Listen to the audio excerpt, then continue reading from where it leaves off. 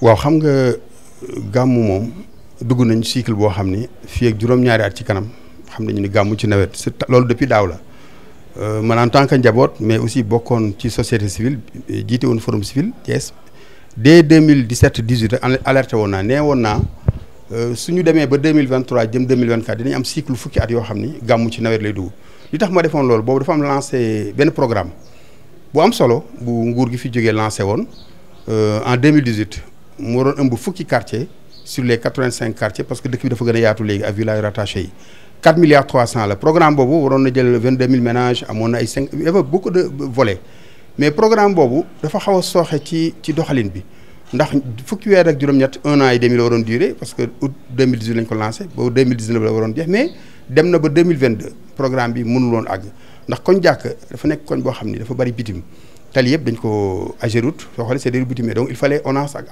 Ageroute am avenant pour ñu mën a gas tali bi dugal fi tuyau yi c'est loolu il fallait que xalif bi yëkkati ci kàddoom donc 2022 lañ bouclé mais programme bi ba léegi réceptionné buñ ko cela veut dire loolu nag pour bañ loolu dalaat ñu am programme bu bees boo xam ni le ministre actuel de l'hydraulique lancé na ko ci wax nee na fas nañ yéene gis na xalif bi ba wax ko lancé ñëw na waaw et puis l'état c'est la continuité ñëlee defoon nañu eaux usées moom mu ni eau pluviale pour 7 milliards mais lancé guñ ko nag boobu war na durer 24 mois ñi ngi xaar ñu lancé mais programme boobu pour bañ la ñu daloon ci bu njëkk ba dal ñu bi dañoo bëgg non seulement fiche de projet bi 24 mois yi mu bañ ko génn mais ensuite mu am un dispositif de suivi citoyen ndax ay milliards la xam nga assainissement soo gisee problème bu Sénégal fu ne ñi ngi jooy dugal nañ ci ay milliards mais ñëpp dañ naan est-ce que dem na fa mu war a dem mais assainissement pour wax dëgg homme politique yi sawaruñ ci wala politiciens yi parce que dafa suulu fesul ñoom lu gën a fës lañ bëgg comme drapeau bi flotté ak investissement bu ñëpp di gis mais assainissement ay milliards la mais dafa am njariñ trop moo tax ñuy ñaan 7 milliards yooyu ministre bi annoncé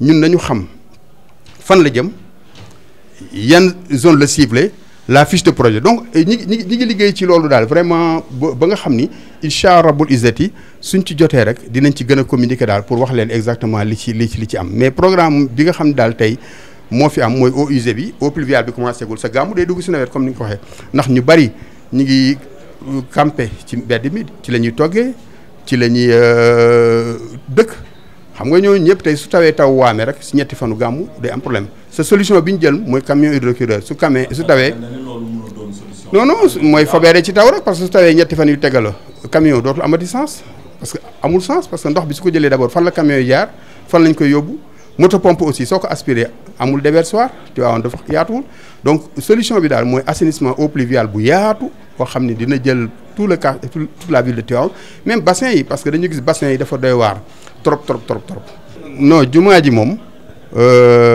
nañu xam ni kenn rek moo ci am kàddu muy xalifa bi ku la ci wax leneen xëy na day wax bëgg-bëggam ak yéeneem mais moom mi nga xam ni tey mooy kilifa gi ñëpp moom la ñuy déglu waaw lu mu wax rek bis bu mu jàpp ak lu mu wax dina ko wax loo ñoom ko war a wax loo comme ça ñëpp yëg ko ndax jumaa ji néegu yàlla la waaw loolu daal lañ ci mën a wax mais daal amuñ ci benn information xalif bi daal la ñuy déglu. waaw thème bi cohésion sociale la mooy gën a li nga xam ne moo ñu lëkkale pour nit ñi suñu patrimoine bi nga xam ne kenn mënu ko séddoo mooy tolérance beeg vivre ensemble dialogue interreligieux beeg mooy thème boo xam ni xalif bi da ko pour gën a tàppe xol yi ndax thème mu daaw jéeg bi mooy doon wax leen lu baax wala ngeen noppi. donc su ngeen gisee tey thème yi yëpp day ñëw ci thème mu jàmm ndax ki tax ñuy gàmm mu Yonent bi sallallahu alayhi wa sallam jàmm lay wax seen bi sallallahu alayhi wa sallam jàmm la woote jàmm ci la dugg ci la dund moom la Maam Alaaji Malick tam prêché moo tax thème bi daal dafa ñëw rek ci wàllu jàmm stabilité sociale te cérémonie officielle bi moment de communication la boo xam ni toutes les forces vives dañ ciy daje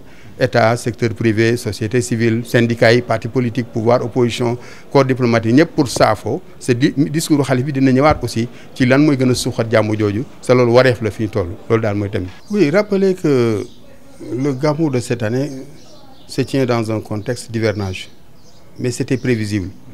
Moi déjà en 2017 quand je fus coordonnateur régional du Forum civil au niveau de la région de Thiès j'avais lancé l'alerte parce qu'il y avait un programme qui a été lancé en 2018 à Tivaouane pour un programme pour les eaux usées, un programme qui a été lancé en août 2018 qui devrait durer 18 mois mais déjà nous avions tiré sur la sonnette d'alarme pour dire d'abord que ce programme devrait être piloté par non seulement un comité local de suivi citoyen mais aussi par l'ensemble des parties prenantes, pour non seulement impacter sur les délais et sur le coût. Mais malheureusement, ce programme a duré 4 ans. Et sur les 85 quartiers de la commune de Tivaouane, avec les villages rattachés bien sûr, seuls 10 quartiers ont été pris en charge par ce programme eaux usées, pour un montant de 4,3 milliards. Le programme a été bouclé en 2022, parce que, et ce qui était paradoxal dans ce programme, le quartier nodal de Tivaouane, là où nous sommes, le quartier Cheikh El Hadji Malick Sy, n'a pas été pris en charge parce qu'il fallait un avenant entre Ageroute et l'ONAS. Et au plaidoyer du Khalif, un plaidoyer très fort, ce quartier a été pris en charge. Mais rappelez aussi que le programme n'a pas encore été réceptionné. Et ça ne concerne que les eaux usées. Maintenant, le Mawlud de cette année se tient dans un contexte d'hivernage. Et d'ici 2030, le Mawlud sera célébré en plein hivernage. Déjà l'année prochaine, ce sera au mois d'août. En 2027, ce sera au mois d'août, Inch'Allah. Et en 2028, ce sera au mois d'août. Et le mois d'août étant un mois très pluvieux. Mais au mois de mai, le ministre de l'hydraulique actuel, Cheikh Tidiane Dièye, est venu à Tivaouane. Il a été reçu par le Khalif. Il a annoncé un autre programme pour les eaux pluviales de 7,3 milliards, de 7 milliards environ. Mais ce programme n'a pas encore démarré. Ce programme devrait durer 24 mois. Cela veut dire que Tivaouane devra prendre son mal en patience au moins jusqu'en 2028 pour avoir un programme minimal pour les eaux usées.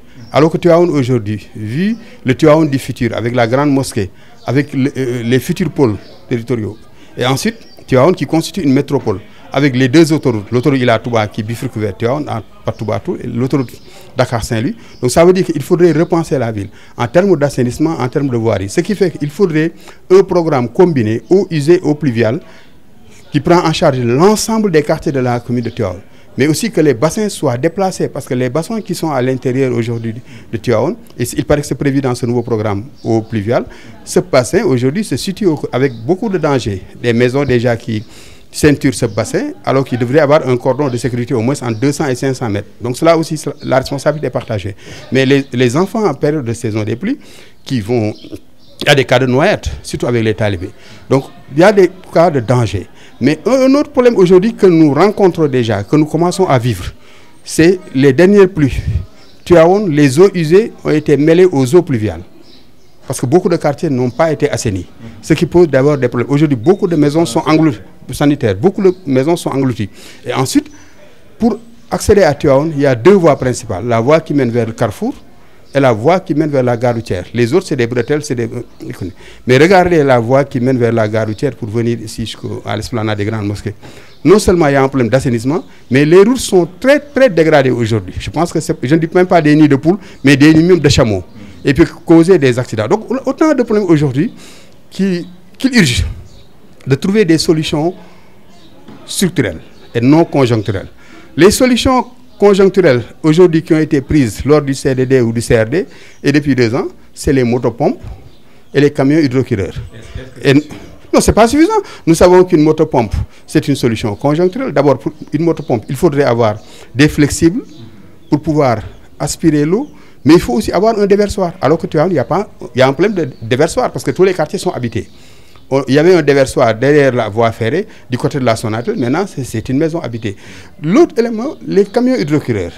Mais quand il pleut, de manière ininterrompue, supposons 72 heures d'affilée, supposons, on n'est pas dans l'alarmisme, mais ça peut être, gouverner, c'est prévoir.